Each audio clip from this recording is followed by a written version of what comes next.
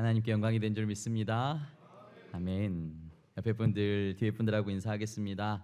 잘 오셨습니다. 은혜 받고 돌아갑시다.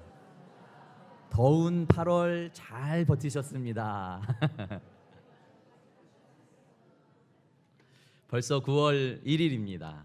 몇 달만 지나면 2025년이 됩니다. 엄청나죠? 제가 이번 주에 충청노회 서북부 시찰 충청도에 가서 처음으로 설교를 했습니다. 저녁마다 교회별로 돌아가면서 성가대를 서는데 저희 저희 서울 동노회에서는 저희 교회가 성가대를 제일 잘하는데 저녁마다 여러분들이 조금 더 잘하는 것 같다고 제가 칭찬해 드렸습니다. 또 어떤 목사님들은 부흥회를 다녀오시면 그 충청도로 다녀왔는데 충청도 분들이 반응이 느려서 아멘을 집에 가서 하고 웃는 것도 집에 가서 웃고 우는 것도 집에 가서 웃어서 너무 힘들었다 그렇게 얘기하시는 분들이 종종 있었습니다. 그래서 저는 이번에 집회 가면 어떨까라는 마음으로 갔는데요. 첫 시간부터 아멘을 얼마나 잘해 주시는지 얼마나 잘 웃고 울어주시고 찬양해 주시고 해주시는지 제가 가장 큰 은혜를 받았습니다. 저희 교회하고 딱 비슷한 사이즈의 교회였는데요. 충청 그 작은 12교회 교회가 모였으니까 저녁마다 그 공간이 가득 찼고 아멘 소리가 떠나갔고 그냥 계속 아멘 소리가 나왔고 그러니까 시간이 지날수록 오늘보다 내일 더 많이 오셔서 더 기도의 소리가 커지시고 더 커지시고 사실 제가 하나님이 이렇게 일하시는구나 하나님께서 이렇게 역사하시는구나 정말 은혜다 제가 가장 큰 은혜를 받고 돌아온 것 같습니다. 목소리는 조금 잃었지만 곧 돌아오겠죠. 목소리는 좀 잃었지만 더 큰 은혜와 감격들을 가지고 돌아와서 성도 여러분들과 빨리 나누고 싶다라는 마음을 가지고 돌아왔습니다. 오늘 말씀은 시대의 표적을 분별하라라는 말씀을 가지고 은혜를 나누고자 합니다. 기억하실지 모르겠지만 2주 전에 예수님께서 그 게네사렛이라는 동네에서 사역하실 때 예루살렘으로부터 바리새인과 서기관들이 예수님께 나옵니다. 몇 날 며칠을 걸었을지 몇 주를 걸었을지 모르는 그 거리를 걸어와서 예수님께 한다는 말이 당신의 제자들이 손을 씻지 않고 음식을 먹었습니다. 당신의 제자들이 범죄했습니다. 그것을 방관한 당신도 죄인입니다 하고 예수님을 고발하는 장면. 그런데 오늘도 예수님께 또 나와 예수님께 말씀을 드리는데 오늘은 예수님을 시험하더라라고 말씀합니다. 예수님을 시험하고 예수님을 넘어뜨리고 예수님을 고발할 이유들을 찾기 위해 주님 앞에 나오는 이 바리새인과 서기관들의 모습을 바라보게 되는 거죠. 예수님은 이 바리새인들 서기관들과 만나시고 지난주의 말씀 이방 여인의 귀신 들린 딸을 고치시는 장면, 귀신 들린 딸을 고치시며 예수님이 어떤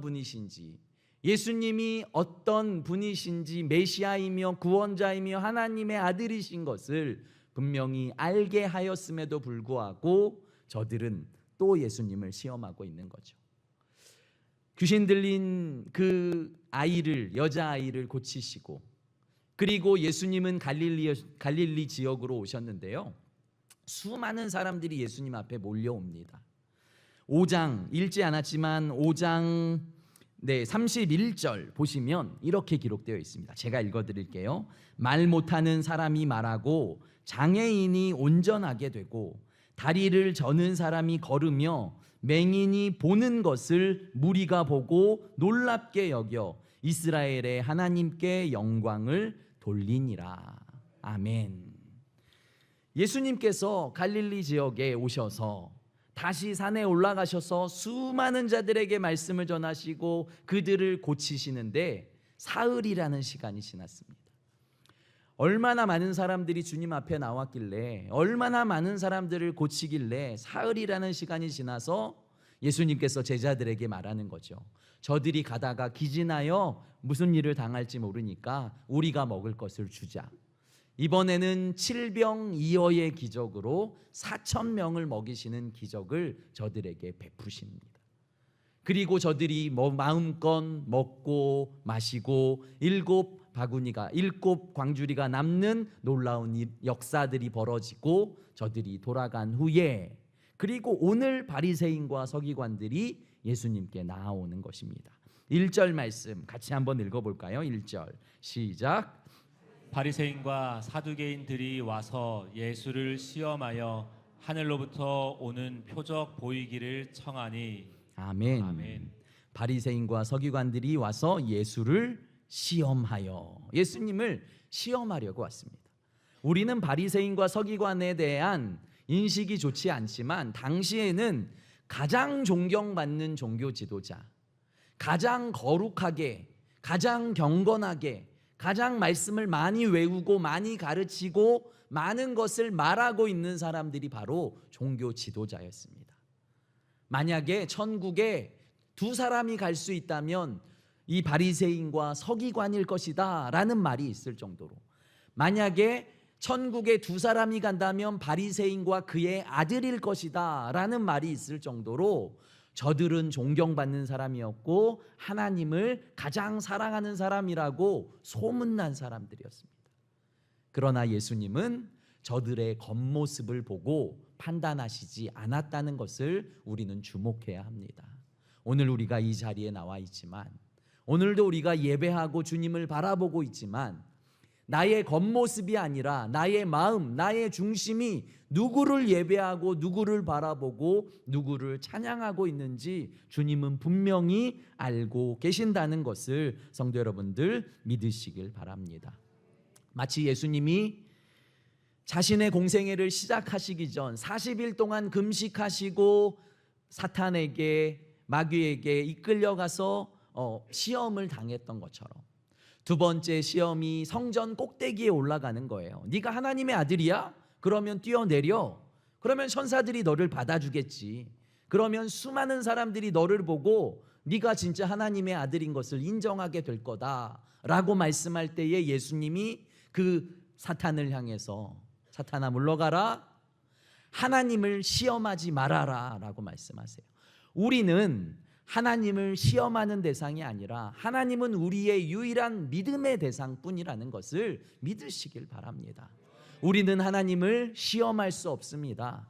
우리는 하나님의 말씀을 믿고 하나님이 말씀하시는 것을 따라 살아가며 순종하는 것이 우리의 신앙이어야 할진데, 바리새인과 서기관들은 어떻게 하면 예수님을 넘어뜨릴까?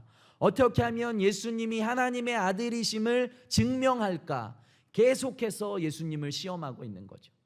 조금 전에, 얼마 전에 4,000명을 먹이시는 기적을 일으키셨고, 얼마 전에 각종 병자들을 일으키셨고, 귀신 들린 여인의 딸을 일으키신 그 사건들 가운데에도 바리새인과 서기관들은 분명히 함께 했을 것입니다. 그럼에도 불구하고 내가 원하는 표적이 아니었던 거죠. 내가 원하는 기적이 아니었던 거죠. 자신들이 원하는 메시아는 정치적인 메시아, 이 나라를 구원할 메시아, 로마의 압제에서 벗어나게 하고 온 세상을 지배하게 할 메시아, 그 나라가 임하면 자신들이 온 세계를 지배하며 온 세계의 주인이 되는 그 메시아를 기다리고 있는데, 예수님은 가장 연약한 곳, 가장 낮은 곳, 누구도 알아주지 않는, 중심이 아니라 계속해서 외곽에서만 사역하고 있는 주님의 모습을 보며 저들은 계속 시험하며 넘어뜨리며 우리는 진짜 메시아를 기다릴 거야 말하고 있는, 아무리 말씀을 많이 외우고 아무리 많은 말씀을 읽고 아무리 많은 말씀을 전한다고 할지라도, 저 같은 목사일지라도 그 하나님의 말씀이 믿어지지 않는다면 그 말씀은 내가 믿는 게 아니라는 거죠. 아무리 말씀을 많이 읽고 아무리 말씀을 많이 외워도 내가 그것을 믿어지는 게 아니라 성령이 믿어지게 하고 성령이 말하게 하시고 성령이 증거하게 하시는, 우리가 그것을 알아야 하는 거죠. 그러니까 내가 믿을 테다, 내가 전할 테다, 내가 믿게 할 테다, 이것은 좋은 태도가 아니라 주님 저를 구원해 주십시오, 주님 저에게 말씀해 주십시오, 주님 믿을 수 있는 부드러운 마음을 주님 나에게 허락해 주십시오, 주님께 겸손히 나가시는 성도 여러분들 되시기를 예수 그리스도 이름으로 축복합니다. 우리도 수많은 기적을 구합니다. 수많은 표적을 구합니다. 그런데 표적을 구하는 게, 기적을 구하는 게 나쁜 걸까요? 그렇지 않다는 거예요. 왜냐하면 조금 전에 예수님 앞에 나와서 주님 저 죽을 병 걸렸는데요 좀 살려주십시오, 저 주님이 아니면 안 됩니다, 귀신이 들려서요 모든 것을 다 해봤는데 안 됩니다, 주님 저 불쌍히 여겨주십시오, 도와주십시오, 주님 앞에 나와 매달리고 울고 기도하는 자들의 모든 소원을 조금 전에 들어주셨다는 것을 우리는 기억해야 하는 거죠. 아, 나는 성숙한 사람이니까 나는 내 필요를 구하면 안 돼, 나의 필요를 기도하면 안 돼가 아닙니다. 주님의 도우심을 구하고 주님의 표적을 구하는 것 주님께서 기쁘게 받으십니다. 그러나 주님을 시험하고 주님을 의심하고 주님을 넘어뜨리려고 하는 그것을 주님께서 싫어하시는 거죠. 이스라엘 백성들이 그랬습니다. 표적만 보여주면 예수 그리스도를, 아니 하나님을 믿을 것 같은 거죠. 그런데 40년 광야 생활 동안 그들을 먹이시고 입히셨잖아요. 매일의 만나, 매일의 메추라기, 물을 주시고 그리고 입고 씻는 것들이 40년 동안 닳지 않게, 찢어지지 않게 하셨다는 그 말도 안 되는 기적을 그들이 매일매일 경험했죠. 광야에서 낮에는 덥지 않도록 구름 기둥으로, 밤에는 춥지 않도록 짐승이 해하지 않도록 불기둥으로 지키시고 보호해 주셨지만 저들은 여전히 하나님 앞에서 또 다른 기적을 주세요, 또 다른 표적을 주세요, 왜 이것밖에 안 주십니까? 주님께 한탄하고 주님을 원망하고 주님을 욕하기까지 하고 있는 저들의 모습이 우리의 모습이 아닌가 한번 생각해 보셔야 되는 거죠. 주님 나는 표적이 없어서 주님을 못 믿겠습니다, 이게 아니라 주님 제가 말씀을 믿지 못해서 주님을 믿지 못합니다, 이게 사실은 더 정직한 고백이 되어야 합니다. 부자와 나사로 이야기 아시죠? 예수님께서 부자와 거지 나사로 이야기를 하세요. 부자는 죽어서 지옥에 가고 나사로는 죽어서 천국에 갑니다. 부자는 다 지옥에 간다는 이야기 아닙니다. 그런데 이 부자가 이야기하는 거예요. 하나님, 나사로를 저의 집에 보내셔서 저의 형제들이, 저의 자녀들이, 저의 식구들이 죽음 이후의 삶이 있는 것을 좀 알게 해주십시오. 죽음 이후에 천국과 지옥이 있음을, 하나님의 나라가 있음을 저 나사로를 보내서 좀 알게 해주시면 안 될까요? 라고 청합니다.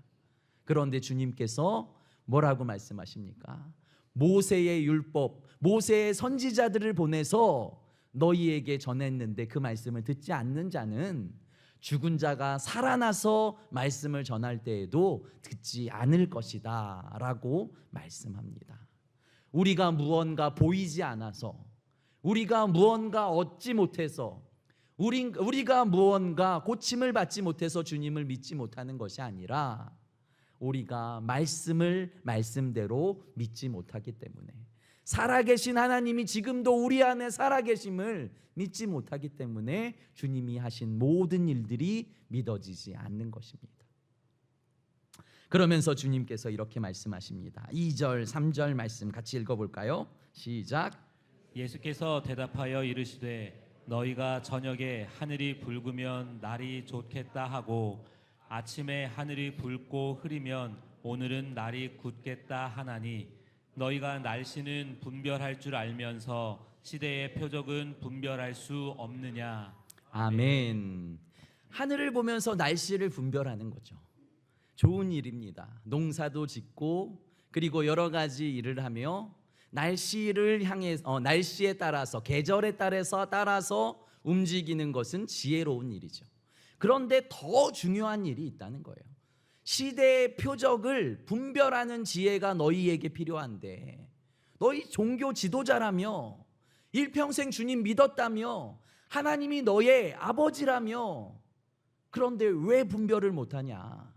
예수님께서 모든 사람을 고치는 이 이야기가 이사야에서 메시아가 오면, 하나님의 아들이 이 땅에 오면 이런 일이 벌어질 거야. 눈먼 자들이 눈을 뜨고 못 걷는 자들이 걷게 되고 죽은 자가 살아나고, 예수님이 하시는 모든 일들이 지금 구약 성경의 이사야의 말씀을 통해서 예언하셨던 그 말씀인데, 너희 성경은 외운다며, 성경을 가르친다며, 하나님에 대해서 너무 잘 안다며, 그런데 왜 이 시대의 표적을, 메시아가 오셨고 마지막 때가 가까이 왔고 예수 그리스도의 죽음과 재림이 우리를 기다리고 있다는 것을 너희는 왜 분별하지 못하고, 너희가 원하는 대로 너희의 욕심에 따라, 너희의 즐거움과 너희의 만족에 따라 살아가는 그 바리새인과 서기관을 보며 주님께서는 안타까워하시고 분노하실 수밖에 없었다는 것을 우리는 분명히 알아야 하는 것이죠. 사랑하는 성도 여러분, 바리새인과 서기관만의 문제일까요? 우리의 문제입니다. 우리가 말씀을 읽지만 깨달지 못하는 것, 우리가 말씀을 듣지만 하나님의 말씀으로 받아들이지 못하는 것, 우리가 세상에 살면서 그리스도인이라고 말하지만 믿음대로 살고 믿음대로 행동하지 못하는 이 모든 것들이 우리에게 우리의 삶을 다시 돌아보아야 할 문제들이라고 저는 분명하게 생각합니다. 사랑하는 성도 여러분, 말씀이면 충분합니다. 표적을 믿지 못하는 사람은, 그러니까 말씀을 믿지 못하는 사람은 표적을 보여줘도 믿지 못한다는 거죠. 세상의 모든 병원이, 모든 의사가 하지 못하는 일을 말씀이 한다라고 성경이 말합니다. 우리가 너무 잘 아는 말씀, 히브리서 4장 12절 말씀 한번 보십시오. 하나님의 말씀은 살아있고 운동력 있어 좌우에 날선 어떤 검보다 예리하여 혼과 영과 및 관절과 골수를 찔러 쪼개기까지 하며 또 내 마음의 생각과 뜻을 감찰하시느니라. 세상의 어떤 병원이, 어떤 의사가 나의 영혼을 찔러 쪼갤 수 있겠습니까? 나의 영혼을 찔러서 고칠 수 있는 의사가 어디 있겠습니까? 하나님의 말씀, 또 말씀이신 예수 그리스도, 그분만이 우리의 영혼을 쪼개고 우리의 생각을 쪼개고 우리의 삶을 쪼개셔서 하나님의 자녀답게 하나님의 길을 걸어가도록, 하나님과 동행하도록 만드시는 분이 바로 그 예수 그리스도시며 우리가 읽고 묵상하는 말씀이라는 것을 기억하고, 주님이 주신 말씀이면 충분합니다. 이 말씀이 우리에게 능력인 줄 믿습니다. 이 말씀이 나를 살리고 나를 구원하는 생명의 말씀임을 내가 믿습니다. 믿음으로 고백하시는 성도 여러분들 되시기를 예수 그리스도의 이름으로 축복합니다. 마지막 4절 말씀 읽어볼까요? 시작. 악하고 음란한 세대가 표적을 구하나 요나의 표적밖에는 보여줄 표적이 없느니라 하시고 그들을 떠나가시니라. 아멘. 지금까지는 그들을 떠나가시니라 이런 표현이 없습니다. 그런데 16장을, 지금 오늘 말씀을 기점으로 이전에 예수님의 사역은 가르치시고 고치시고 나누시고 함께 먹으며 내가 메시아다라는 것을 증거했다면, 16장 오늘 말씀 이후로부터는 어떤 기적도 어떤 이적도 행하지 않으십니다. 그리고 이제는 내가 요나의 표적, 3일간 나흘간 그 큰 물고기 뱃속에 들어갔다가 하나님의 은혜로 살아나게 된 그 표적, 십자가에서 죽으시고 사흘 만에 부활하신 그 표적 외에는 내가 이제 보여줄 것이 없다라고 말씀하시고, 이후로는 말씀과 십자가만 증거하는 예수 그리스도의 모습을 바라보게 되는 것이죠. 이것들을 보면서 우리는 표적을 쫓아 살아가야 하나, 말씀을 쫓아 살아가야 하나, 우리 삶의 기적만 바라고 소망해야 하나, 십자가의 능력을 우리는 믿고 따라야 하나 우리가 다시 한번 바라보아야 합니다. 세상 사람들도 기적을 좋아하고요, 세상 사람들도 표적을 좋아합니다. 그러면 예수 그리스도의 기적을 보면 다 주님을 믿죠? 그런 사람도 있고 그렇지 않은 사람도 있습니다. 그게 정답이 아니라는 거죠. 그런데 우리가 그것이 정답인 것처럼 표적을 쫓지만 사실은 표적 중에 표적, 기적 중에 기적, 말도 안 되는 나를 십자가의 죽으심과 부활하심으로 살리시고 죽음에서 생명으로 그리고 영원한 멸망에서 영원한 구원으로 옮기셨다는 것이 표적 중에 표적, 기적 중에 기적이 아니겠습니까? 주님, 그것이면 충분합니다. 나의 삶에 그것이 은혜가 되고 기쁨이 되고 감사가 되게 하여 주십시오 라는 고백이 성도 여러분들의 삶에 넘치시길 소망합니다. 오늘부터 창조절이 시작됩니다. 그래서 색깔도 초록색으로 바뀌었죠. 절기, 교회의 절기로 하면 마지막 절기고요, 12월 대림절, 주님이 오심을 기다림 시작까지 11월까지 창조절입니다. 하나님께서 세상을 창조하시고 사람들에게 이 세상을 맡기셨습니다. 너무 아름답다고, 너무 기쁘다고, 너무 감사하다고 말하시던 그 세상을 우리에게 맡기시고 잘 보호하고 보존하라고 우리에게 맡기셨는데, 우리는 이 세상을 어떻게 경영하고 있는지, 어떻게 다스리고 있는지, 우리가 이 세상의 주인이 아니라 우리는 그냥 막 소비하는 사람인 것처럼 우리에게 맡겨주셨다니까요. 우리가 이 세상을 어떻게 하면 더 후대의 아름다운 세상으로, 하나님이 맡겨주신 세상을 어떻게 아름답게 보호하고 보존할까, 이것들을 생각하며 고민하는, 그것이 주님이 하셨던 일을 우리가 하는 것임을 한번 기억하시고, 이 창조절 이 기간에 하나님께서 이 세상을 어떻게 창조하셨고 어떻게 유지하길 원하시고 어떻게 다시 돌려드리길 원하시는지 그것을 묵상하시는 기간이 되었으면 좋겠습니다. 기도드리겠습니다.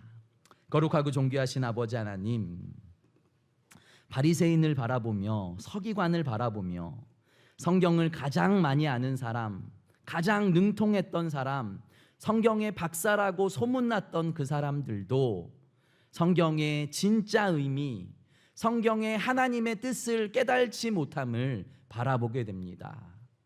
겉모습, 그리고 전통, 그리고 가지고 있는 그 율법에 매여서 하나님의 뜻을 깨달지 못하는 저들의 모습이 우리의 모습이 되지 않게 하여 주시고, 우리가 주님이 주시는 말씀 안에서, 주님이 주시는 은혜 안에서, 주님이 주시는 믿음 안에서 기쁨과 은혜와 자유를 누릴 수 있도록 축복하여 주시옵소서. 우리 성도들 한 사람 한 사람 마음 가운데 말씀을 심으시고 말씀이 능력이 되게 하셔서 주의 말씀이면 충분합니다, 주의 말씀이면 승리할 수 있습니다, 믿음으로 결단하게 하여 주시옵소서. 사랑 많으신 예수님 이름으로 감사하며 기도드립니다.